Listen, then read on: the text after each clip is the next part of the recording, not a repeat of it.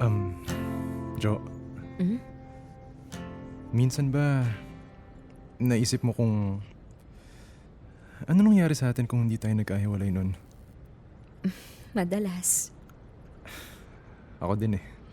Madalas ini-imagine ko kung magiging pareho ba ang buhay na tinatahak natin kung naayos lang natin yung gusot natin noon.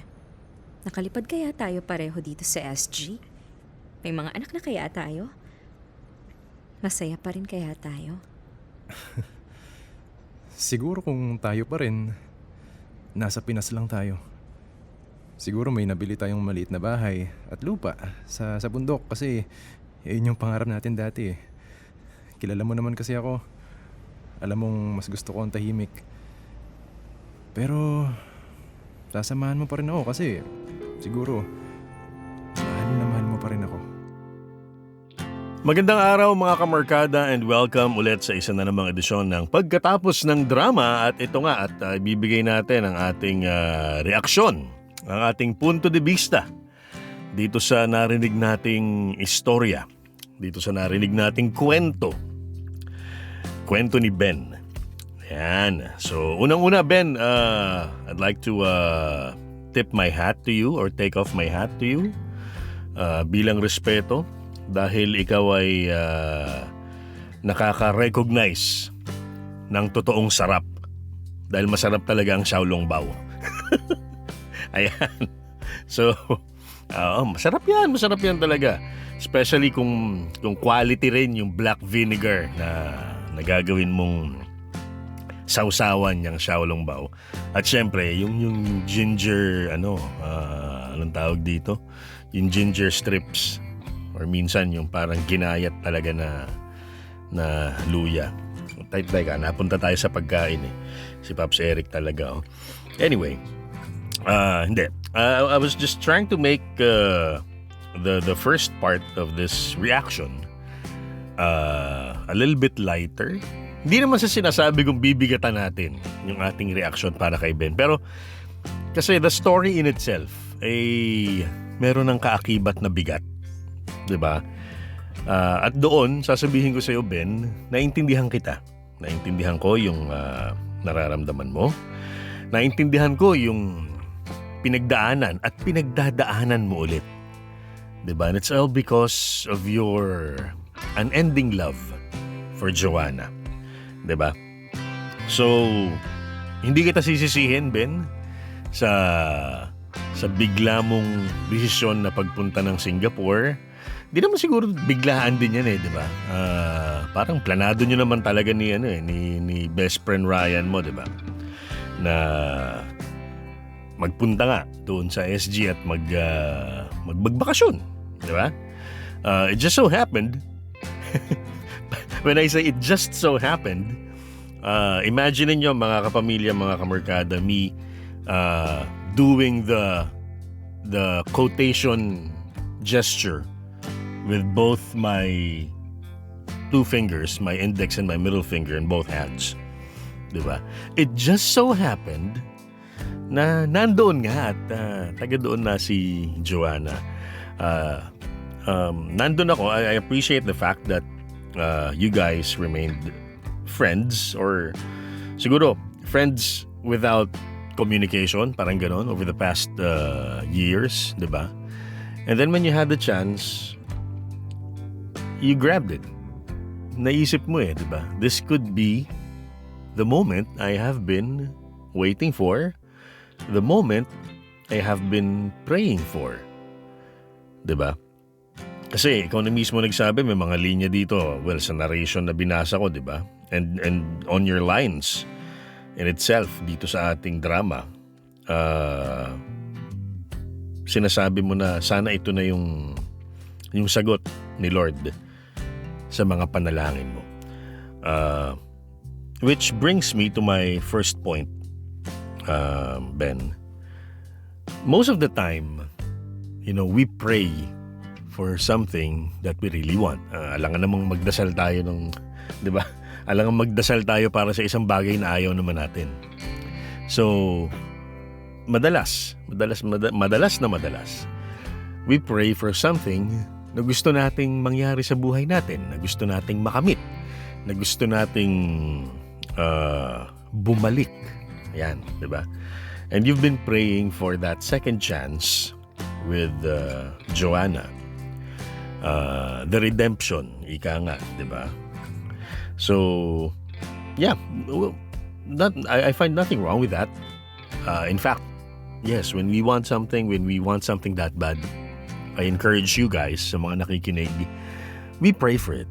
Diba? We ask the Lord for His generosity na ibigay sa atin yun. Kaso nga lang, madalas nasasabi na ito, madalas narinig nyo na rin ito, malamang, di ba? God moves in very, very mysterious ways, and His ways, most often than not, would not be according to our ways. Hindi lahat ng gusto natin, hindi lahat ng akala natin kailangan natin ay ibibigay niya. Di ba? Pwede nating isipin, pwede nating sabihin na sige Lord, I trust in your most perfect timing. Ibibigay mo rin sa akin ito. Pero if God really does not want to give you kung ano yung hinihiling mo, it will never happen. You know? It will never happen. Which brings me to my second point. Bakit? Ang lupit naman ni Lord. Ito nga yung gusto ko Bakit? Well, sometimes what we want, what we think is best for us is not actually what He prepared for us. Diba? Kung tayo ay talagang mananampalataya na ibibigay sa atin ng Panginoon what's best for us, we need to let go of the idea, of the fact, of the feelings that we have. We need to let go doon sa pag-aakala natin na alam na natin what's best for us.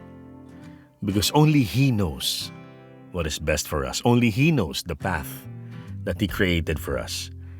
And trust me when I say this, the path na inihanda sa atin ng ating Panginoon sa anumang aspeto ng ating buhay, finances, family relationships, personal relationships, or love life, lahat ng yan na inihanda ng Panginoon papunta sa kabutihan, papunta sa magandang kahihinatnan.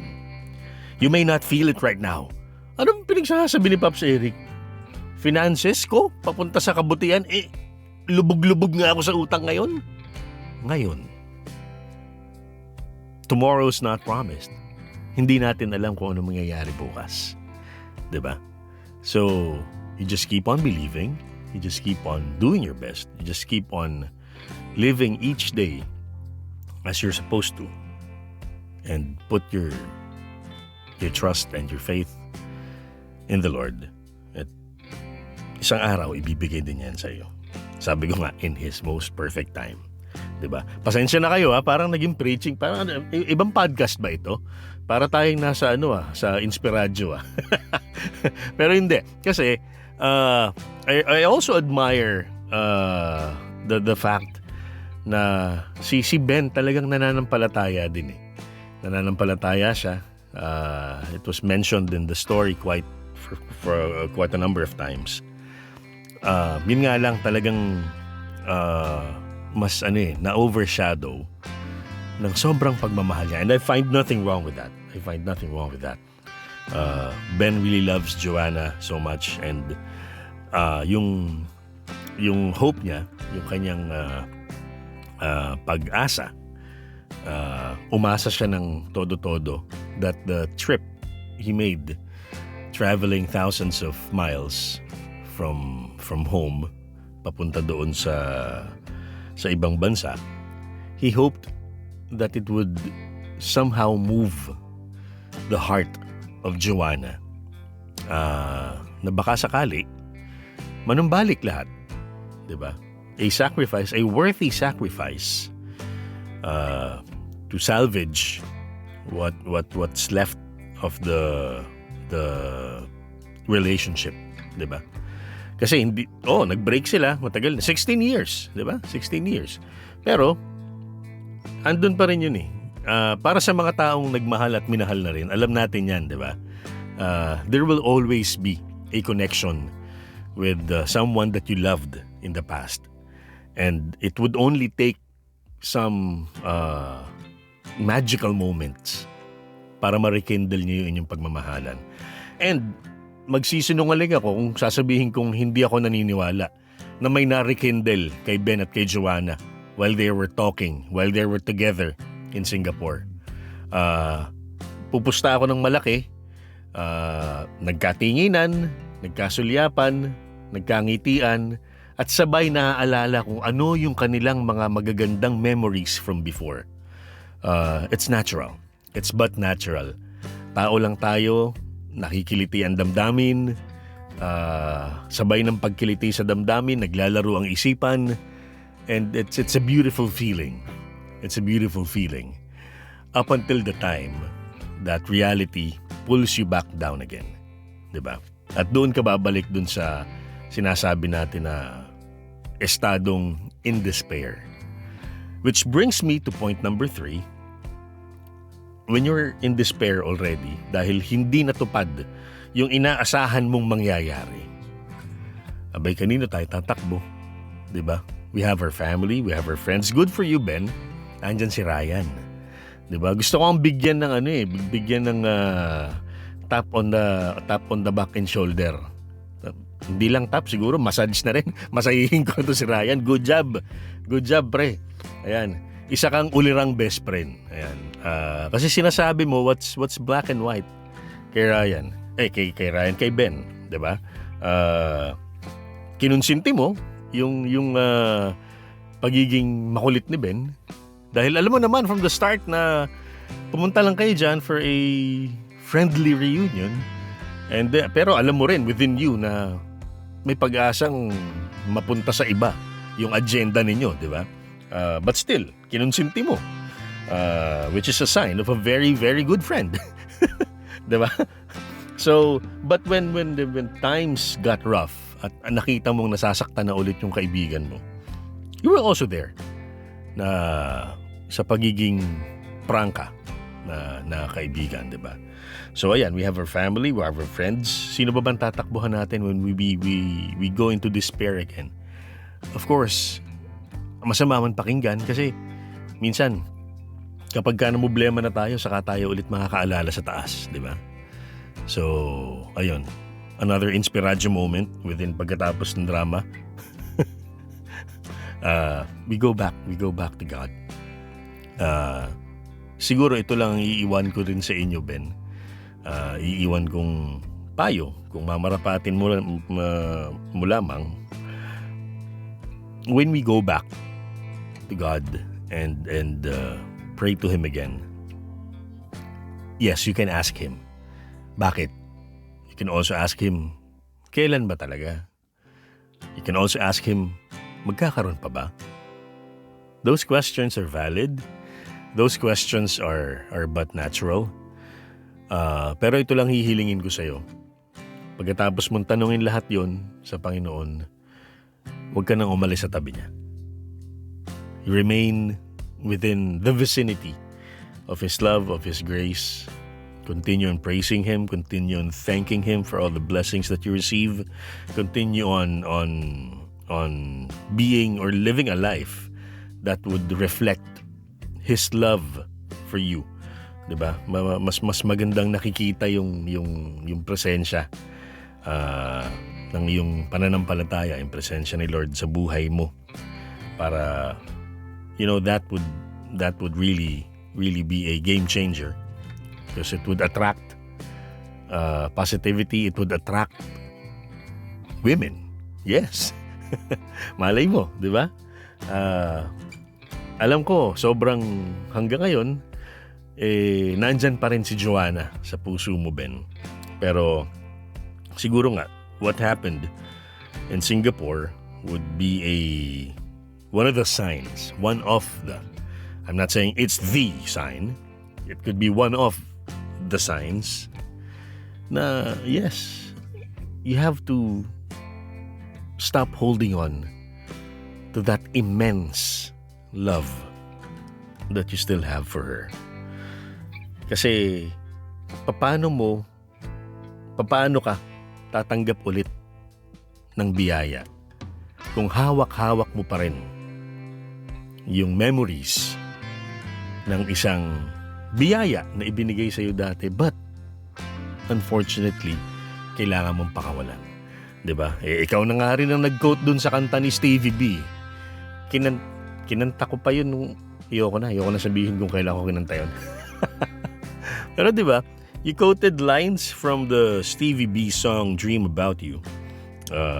Well, I'm hoping you quoted the lines from the Grace Note version, di ba? Para OPM. Ayan, play safe tayo para OPM. Ayan. So, when you love someone, you have to learn to let them go. Di ba?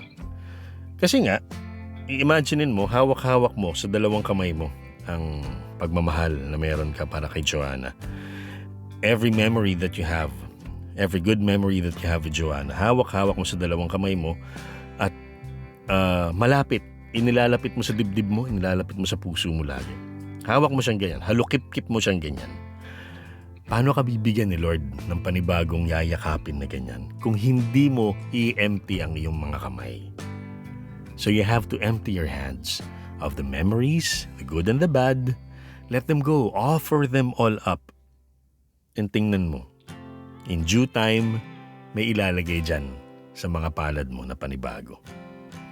From what it seems, you're a very loving man. When you love, you really love with all your heart. And you deserve to be loved back like that. At para naman sa'yo, Ryan, diba? May singit para dun sa best friend. Continue on being a friend to Ben. Be there when he needs you. At sana your friendship gets stronger over the years. Para yung susunod sigurong kwento dito sa Dear MOR, ikaw na yung susulat, no, Ryan? Ikukwento mo na yung bagong bahagi ng love life ni Ben. So mga kapamilya, maraming salamat sa pakikinig at ayun, pasalamatan din muna natin ang mga nagsiganap dito sa napakagandang kwento ni Ben and Joanna. Of course, si Ben ay ginanapan. Walang iba kundi si Gab Ignacio. Joanna, of course, Cindy Bacena. Si Jamie Rubio, ang mama ni Ben. Si Moises naman, si Moises Leona ang gumanap sa best friend na si Ryan.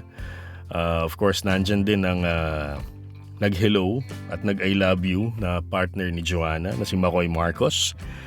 And of course, the very macho-sounding pilot on the plane. Walang iba kundi si Kuya Dan Kapuson. Maraming salamat mga kapamilya, mga kamarkada. Hanggang sa susunod, ito po si Paps Eric para sa Pagkatapos ng Drama.